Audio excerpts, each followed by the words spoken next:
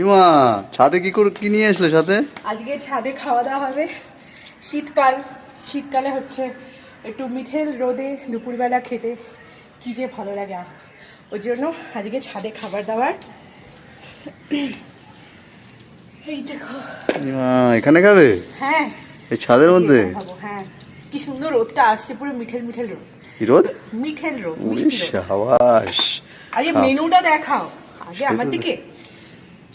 Menu আজকে দেখো, এটা হচ্ছে, এখানে দেখো, এটা হচ্ছে ভেজ ডাল, এটা হচ্ছে কি বলে ফুলকপি। আজকে আমাদের ফুলকপি দিয়ে মাছের ঝোল হয়েছে, তো ডাটা হচ্ছে ফেলবো না, তাই ডাটা দিয়ে বেগুন দিয়ে আলু দিয়ে শিম দিয়ে বড়ি দিয়ে একটা মাখা মাখা তরকারি করেছি। চচ্চড়ি বলে, তরকারি না চচ্চড়ি।